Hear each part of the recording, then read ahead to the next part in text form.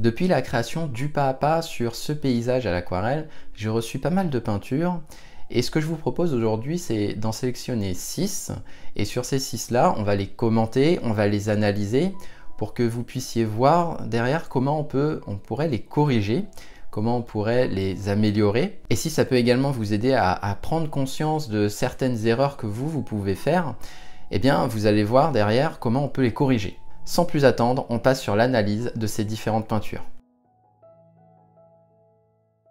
Alors voici la première aquarelle. Ce qu'on peut noter ici, c'est qu'il y a un vrai travail dans l'humide. Au niveau des montagnes à l'arrière-plan, elles ont clairement été faites dans l'humide parce que là, vous pouvez voir, il y a une démarcation qui est très floue au niveau des montagnes. Donc ça, c'est un très bon point. Ensuite, au niveau des reflets, ils ont effectivement bien été effectués dans l'humide. Ça aussi, c'est vraiment très bien. Et puis le lavis qui est dégradé ici est plutôt bien fait, c'est-à-dire qu'on a vraiment une sensation de progressivité au niveau des valeurs de ce lavis là. Après, ce qu'on peut améliorer, ce sont les valeurs au niveau des montagnes à l'arrière-plan. En fait, les montagnes ici sont plutôt grises, mais on a du mal à les distinguer par rapport au ciel. Alors déjà ici, le ciel pourrait être un petit peu plus clair parce que là, il va retirer un peu de luminosité à la peinture. Et les montagnes en arrière-plan, elles devraient être beaucoup plus foncées que ça. Et surtout dans l'humide, vu que lorsque ça sèche, ça va un petit peu... les pigments vont s'éclaircir. Il ne faut pas hésiter à mettre beaucoup de pigments dans l'humide. Ensuite, au niveau du bateau, il aurait pu être positionné un petit peu plus sur la zone vraiment très claire, puisque c'est là qu'il y aurait eu un vrai contraste. Et puis, le dernier point qu'on peut noter ici, c'est au niveau de l'ombre ici. Alors ça, c'est un bon point, c'est une belle initiative, parce qu'il y a non seulement le reflet au niveau du bateau, mais il y a également une ombre, c'est-à-dire qu'il y a une source lumineuse qui a été rajoutée dans la peinture, qui vient de la gauche et qui permet de projeter une ombre sur la droite. Par contre ici l'ombre est noire et là pour le coup au niveau de l'eau une ombre et il faut vraiment bien essayer de voir est-ce que l'ombre est noire sur une photo, surtout si on a une eau qui est assez claire.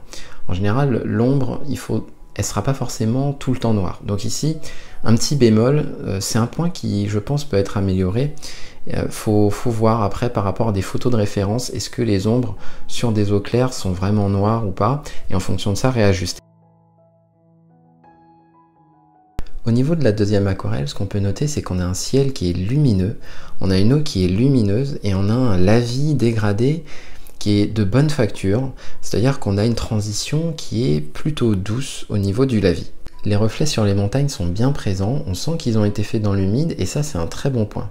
Et d'ailleurs au niveau des montagnes, ici elles ont été beaucoup plus travaillées que ce que j'ai pu proposer dans la démonstration. Alors ça c'est vraiment un choix artistique, c'est vrai que moi pour un arrière-plan j'aurais plus tendance à proposer d'en faire le moins possible, de moins le détailler possible, puisque on va réserver les détails plutôt sur le point focal. Au niveau de ce qui pourrait être amélioré sur cette peinture, c'est le contraste effectué. Alors déjà au niveau des montagnes, les montagnes ici, elles pourraient être un petit peu plus claires parce qu'elles rentrent légèrement en compétition avec le point focal qui est le bateau. L'autre point qui pourrait être amélioré, c'est toujours dans cet objectif de rajouter du contraste, c'est que le lavis, alors effectivement, il y a une bonne transition, il a une transition qui est douce, mais elle pourrait être plus forte parce que on pourrait conserver la zone claire du lavis supérieur, mais la zone inférieure, elle pourrait être beaucoup plus foncée, et ça va rajouter du contraste et ça va rajouter de la luminosité à la peinture. Sur cette troisième aquarelle, le choix des couleurs est complètement différent de ce que j'ai proposé dans le pas à pas. Et ça, c'est une très bonne chose. Donc ça, c'est un gros plus. Après, au niveau du ciel, il est vraiment lumineux. Je l'aime beaucoup. Les couleurs chaudes qui ont été choisies, légèrement orangées, c'est vraiment très bien. Et d'ailleurs, j'adore également les montagnes en arrière-plan, alors qui, elles, ont été réalisées dans le sec, puisqu'on a une démarcation qui est forte. Mais au niveau des valeurs, on a des montagnes qui sont relativement claires et donc qui apparaissent au loin. Sur ce qui pourrait être amélioré dans cette peinture, c'est essentiellement le positionnement du bateau. Là, il est sur la partie la plus sombre du lavis Et pour pouvoir amener du contraste, il vaut mieux positionner le bateau sur la zone où il y a l'eau la plus claire. L'autre point qu'on peut améliorer ici, c'est la voile. Parce que comme vous pouvez le voir ici, on voit les vaguelettes à travers la voile, et ça c'est un problème. L'objectif étant que de rendre la voile opaque. À ce moment-là, il vaut mieux avoir soit une voile qui est extrêmement sombre, soit peindre en négatif, afin que il n'y ait rien qu'on puisse voir à travers la voile. Ceci étant dit, le fait de rajouter la voile, c'est une très très bonne chose, parce que d'une part c'est une vraie prise d'initiative, c'était pas présent dans la démo de base, et en plus ça rajoute de la verticalité, donc c'est une bonne décision en termes de composition. Ensuite, au niveau du lavis, il pourrait être plus dégradé que ça, parce que là on voit une démarcation très claire et très nette entre la zone claire et la zone foncée. Et puis là, on pourrait également argumenter le fait qu'il y a quelques auréoles qui apparaissent au niveau des montagnes, au niveau de l'eau, mais ça, j'ai envie de dire que c'est un détail. Il ne faut pas trop s'attarder sur ce genre de choses. C'est vrai que sur une peinture finale, on est un petit peu déçu lorsqu'on voit des auréoles qui se forment, mais ça, avec l'expérience, avec votre capacité à estimer le dosage de l'eau sur une peinture, eh bien, vous pourrez facilement corriger cette erreur-là. Au niveau de la quatrième peinture, j'aime beaucoup le choix des couleurs puisque on sent que globalement c'est une aquarelle qui est sur des tons bleutés, mais il y a une petite touche de rose, de violet très pâle qui a été rajoutée et ça rajoute vraiment une vraie ambiance à l'aquarelle, je trouve. Donc ça, j'aime beaucoup. Le ciel est lumineux, les montagnes au loin sont bien faites, même si elles ont été faites dans le sec, c'est pas très grave. Après, il y a également des effets d'auréoles, mais c'est pas très grave non plus. Ce qui pourrait manquer ici, c'est quelques reflets au niveau des montagnes. Au niveau du lavis, ce qui pourrait être amélioré, c'est qu'il soit fait en une seule fois. C'est-à-dire que là, on peut voir qu'il y a des traces d'eau qui ont fait qu'il y a des pigments qui ont été repoussés à gauche, à droite. Et ça, typiquement, c'est que il y a eu plusieurs passages, et là on peut voir même qu'il y a des superpositions de lavis, léger ici, léger ici.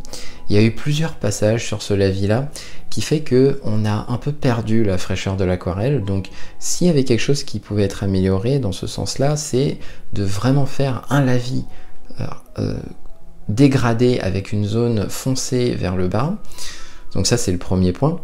Et le deuxième point, c'est que si on doit rajouter un deuxième lavis par-dessus, à ce moment-là, il faut vraiment attendre que le premier lavis soit complètement sec, sinon on s'expose à un risque où les pigments vont encore continuer à se déplacer. Les pigments du premier lavis peuvent encore se déplacer puisque le premier lavis n'est pas complètement sec. Sur cette cinquième aquarelle, on peut déjà noter que les montagnes à l'arrière-plan ont été réalisées dans l'humide. Donc ça, c'est déjà une très bonne chose. Ensuite, on peut voir que il y a un vrai effort qui a été fait pour le dégrader au maximum, pour avoir des tonalités qui sont claires sur le dessus et qui sont foncées sur le dessus. Donc ça, c'est vraiment très très bien aussi. Sur les choses qui peuvent être améliorées, d'une part, on a le ciel. Le ciel pourrait être plus clair parce que, notamment ici, il est plus foncé que la partie claire de l'eau.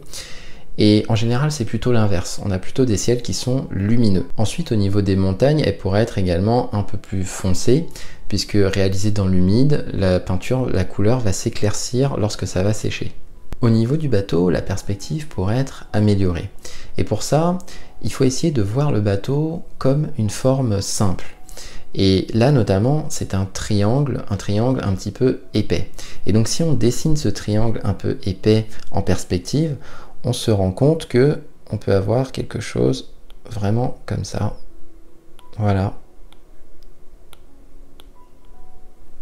Et voilà. Et du coup, ici, on a une perspective qui est plus cohérente par rapport au positionnement du bateau sur la peinture. Le dernier point qu'on peut noter, c'est que les petites vaguelettes, ici, il vaut mieux les faire de façon complètement horizontale parce que là, on a des zigzags qui sont créés et du coup, ça peut dégrader la lisibilité de l'eau et notamment des vaguelettes. Et d'ailleurs, les vaguelettes ici, une partie a été faite dans l'humide mais avec trop d'eau, comme vous pouvez le voir ici, les pigments se sont un peu éparpillés, et une autre partie a été faite dans le sec. Alors dans le sec, ça peut également être une bonne chose, mais pour le coup, à ce moment-là, il faut essayer de conserver une forme d'horizontalité. parce que sinon on va perdre un peu en cohérence. Sur cette dernière aquarelle, on a un contraste qui est magnifique, c'est-à-dire que les montagnes au loin sont un petit peu foncées, mais comme elles sont dans le flou, eh bien ça passe très bien. Et derrière, on a un vrai contraste par rapport à la partie claire de l'eau, et ça fait vraiment ressortir le bateau sur l'eau. Ensuite, le lavis dégradé est vraiment de bonne facture, c'est-à-dire qu'on a une transition qui est à la fois douce, et au niveau des valeurs, on passe de la tonalité la plus claire à une tonalité qui est relativement foncée en bas de la peinture. Donc ça, c'est vraiment très bien également. Sur les points qu'on pourrait améliorer, d'une part, on peut voir qu'il y a des reflets qui ne renvoient pas vraiment à un objet au niveau du bateau. Donc il faut faire attention sur des eaux qui sont un peu agitées, il n'y a pas de problème puisqu'il y a des reflets qui peuvent se créer de manière un peu aléatoire. Par contre, sur des eaux relativement calmes et des reflets qui sont plutôt réalisés sur du sec, il y a une forme de cohérence à conserver entre le bateau et son reflet. Le deuxième point qu'on peut noter ici, alors là on chipote un peu, hein, mais c'est au niveau des vaguelettes. Il y a juste un petit peu trop d'eau qui a été mis, et du coup ça va faire que les pigments vont s'éparpiller.